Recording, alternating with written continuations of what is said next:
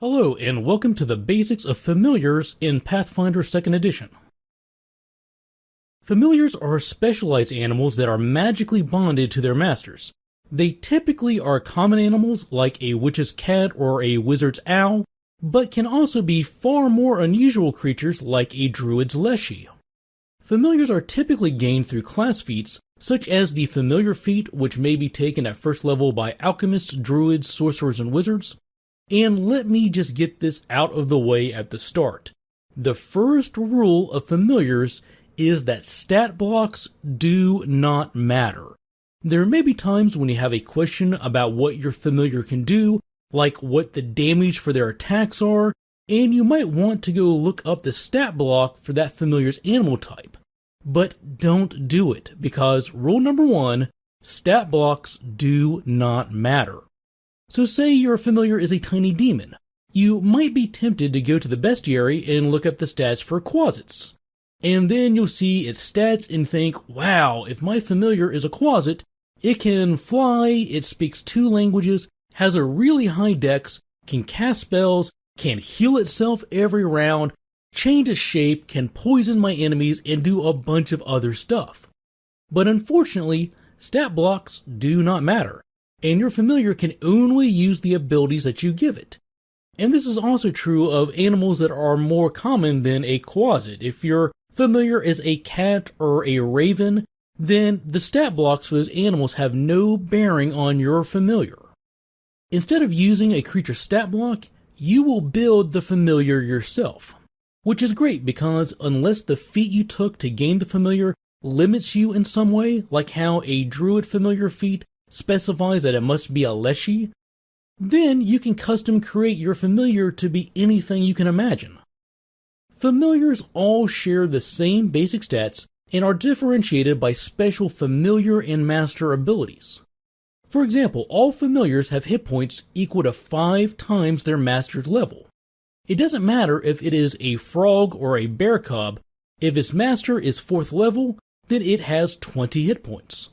Also note that a Familiar's hit points are not modified by their Constitution score, because Familiars don't have Constitution scores, nor do they have Dexterity, Intelligence, or any other ability modifiers.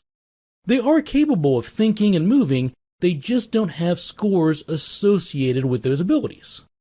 Familiars are exactly as strong or as smart as the GM determines them to be. Familiars are also all size tiny, regardless of the animal type or species. A Familiar's save bonuses and armor class are equal to the Master's unmodified scores. So if a Master has an armor class of 17, then their Familiar also has an armor class of 17. But if the Master receives a bonus for cover to their armor class, increasing it from 17 to 19, then the Familiar's armor class will still be 17 unless it moves into cover as well. So basically the Familiar's defense scores are going to be the same as what's written on the Master's character sheet, and not modified by any circumstances within the game. Also, while we're on the topic of armor class, it's worth mentioning that Familiars may never benefit from item bonuses, so they won't receive any benefits from barding or from many other magical items. The Familiar's perception, acrobatics, and stealth modifiers are equal to their Master's level plus the Master's spellcasting modifier. So a 4th level wizard with training in acrobatics, an intelligence score of 16, and a dexterity score of 14 would have an acrobatics bonus of plus 8. But their Familiar would have an acrobatics bonus of plus 7. The Master's dexterity score and training proficiency are not applied to the Familiar. Instead, it's just the Master's level plus spellcasting modifier, which is intelligence for wizards. If a Familiar wishes to use any skills other than acrobatics or stealth, their bonus is equal to their Master's level with no other modifiers. This is also the same calculation for any attacks made by the Familiar. When you gain a Familiar, you must choose if you want it to have a land speed of 25 feet or a swim speed of 25 feet. Familiars all have low light vision and can communicate empathically with their masters as long as they are within 1 mile of each other. And note that empathic communication is simply a sharing of emotions. Familiars neither speak nor understand languages by default, so they can't say, "I see 6 goblins ahead." But you might feel them suddenly become scared and know something is up. Those are the common traits that are shared by all familiars, but what makes each spellcaster's companion special is how they are customized through familiar and master abilities. Familiar abilities and master abilities give you flexibility in how you customize your familiar. And note, as we mentioned before, familiars have no abilities except those that you grant it. Any stat blocks for similar creatures are completely irrelevant. Each day, usually part of that day's preparations, you may select 2 abilities. Familiar abilities grant features to the familiar, like giving them dark vision, flight, or the ability to speak a language. And master abilities modify how you can use your familiar. For example, using the familiar to deliver a touch spell for you, or using the familiar to store a spell slot or focus point that you can later use in combat. I'm not going to go over each and every one of the options here, but they may be found on page 218 of the core rules, and the key to remember is that each day you get to pick 2 of them. They don't have to be the same every day. As part of each day's preparations, you can change the abilities granted to your familiar. The one exception to that is that if your familiar is an animal that already has 1 or more of these abilities. If your familiar is a raven, then you must choose the flyer ability every day. If your familiar is a badger, then you have to take the burrower and climber abilities because badgers naturally have both of those movement types. And this is further limited by your number of available abilities. So if your familiar is an animal that naturally has wings, dark vision, and 40 feet of movement, then you need to limit yourself to choosing only 2 of those per day. Fortunately, there are ways to increase the number of abilities you can choose every day. For example, the Enhanced Familiar feat is available to several classes at 2nd level. This feat increases the number of available abilities to 4 each day. Wizards who choose the Improved Familiar Attunement Arcane Thesis also gain 1 more ability at 1st, 6th, 12th, and 18th levels. And although not explicitly mentioned in the rules, the entry about duplicate effects and ambiguous rules that you can find on page 444 implies that you cannot select a familiar or master ability more than once. So no selecting spell battery 4 times to get 4 extra spell slots. And just like animal companions, familiars have the Minion Trait, which means you will have direct control over them and they will act during your turn in the initiative order. Familiars do not act on their own. Instead, you will need to spend 1 action to issue them a verbal command. There is no skill associated with this. You are not using command an animal when giving orders to your familiar, and no rolls are required. After you spend your 1 action to issue the verbal command, your familiar gains 2 actions that they can spend during the same turn. Familiars are completely limited to those 2 actions. They do not receive 3 actions per turn like most other creatures. And during encounters, your familiar begins each turn with 0 actions and no reactions either. If you don't spend an action to command them, then the familiar will only defend itself or move away to avoid obvious harm as the GM decides is appropriate. Otherwise, they just sit still waiting for your orders. And if a full minute passes without you issuing a command, familiars will stop waiting for your commands and begin following their own instincts. This is a little hazy as to what it means in terms of combat, but since combat encounters are unlikely to last over a minute, I believe this provision is simply meant to say that familiars will follow along and do animal things outside of combat without you needing to constantly declare that you are issuing them orders. And in a similar line of thought, it's worth noting that familiars do not panic at the first sign of danger and therefore do not suffer the frightened and fleeing conditions at the start of combat like most normal animals do. A lot of questions about familiars seem to revolve around how they work in combat, specifically what happens when a familiar attacks an enemy. And the answer to that's pretty simple. Generally speaking, nothing happens, because familiars have no real ability to attack. By raw, they do have an attack bonus, as we've mentioned before, but familiars have no ability to deal damage.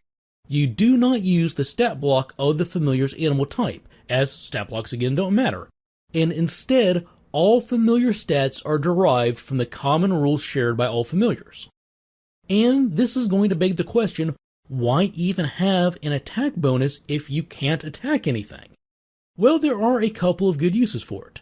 First, if you select the Spell Delivery Master ability, you can cast a spell with a range of touch on your familiar and have them deliver it. To do so, you first cast the spell, which usually is going to be 2 of your actions, and then spend your 3rd action that turn to command the familiar. This grants that familiar 2 actions that they spend moving to the target and touching them. If the spell requires an attack roll, you use the familiar's attack bonus, not yours. And second, familiars can also use their attack bonus to escape from attempts to grapple them. Beyond that, using familiars in combat will require some creativity on the part of the GM to rule how things play out. Familiars have no intelligence score, so the GM will decide if the familiar is smart enough to scout. Familiars have no strength score, so the GM will decide what that familiar's carrying capacity is. If a player tells you that they want to use their owl familiar to gouge a bandit's eyes out, don't tell them that familiars have no damage entry and therefore can't even attempt to claw at an enemy. That's a really good way to turn a player off from the game. Instead, maybe think about effects other than damage. If this was my game, I'd count it as an attempt to aid you or one of your allies per the aid action on page 470. The owl is in the bandit's face, distracting them and making them more vulnerable to attack. Now, it is worth mentioning that allowing a familiar to use aid does conflict with the rules as written, because familiars do not have reactions, but in my opinion, this is within the spirit of the rules and is a better option than just shutting a player down. To sum up, familiars are not intended to be combat companions in 2nd edition. To quote James Jacobs, the game's creative director, familiars don't have their own attacks. In 2nd edition, they're not intended to be combat buddies. That's the role of an animal companion, not a familiar. In time, as we expand the game, we'll eventually expand familiar options as well, and that might include the option of giving them attacks, but as of the base game, familiars don't have attacks, again, because they're not intended to be combat buddies in that way. In this video, we discussed the basics of familiars. Familiars are specialized animals that are magically bonded to their masters. They are typically gained through class feats. Instead of using the stat blocks for the same type of animal, familiars use the same rules for calculating their stats regardless of what kind of animal or more exotic creature the familiar is. A familiar's defenses are equal to their master's unmodified scores. Their saves in armor class are the same under normal conditions, but if the master has cover or somehow has their defenses reduced, the familiar is not also affected. Familiars may never benefit from item bonuses. Familiars all have low light vision and may communicate empathically with their master within 1 mile. Empathic communication is a sharing of emotions. By default, familiars cannot speak or understand any languages. Every day you can choose 2 familiar or master abilities. Familiar abilities grant the familiar new features such as the ability to fly, and master abilities give you new ways to use the familiar, like storing spell slots or focus points for you. You can choose new abilities each day, but if your familiar is an animal that naturally has one or more of these abilities, such as flight, then you must choose those before you can choose other abilities. And it is possible to use more than 2 abilities each day through feats and also through the wizard class.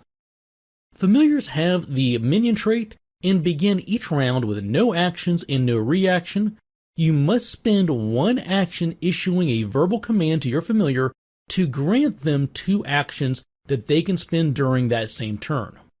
And familiars are not intended for use as an additional fighter in combat encounters. They have an attack bonus for situations like delivering touch attack spells, but do not have any natural attacks of their own. Before we close, I'd like to take a moment to thank all of our patrons. These videos would not be possible without their continued generosity and support. Members of the Basics for Gamers Patreon community receive special benefits, like getting to vote on the topics that we cover in the future, and also they get to see these videos 1 week and ad-free before everybody else. Visit the link shown on the left of the screen and in the description if you'd like to know more about becoming a patron. If you would like to support this channel and help it grow, the easiest way to do that is by subscribing and clicking the bell icon so you get notified when new videos release. And we can always be reached through our Twitter and Facebook pages too. Thanks for watching, take care, and we will see you soon with more Basics of Pathfinder.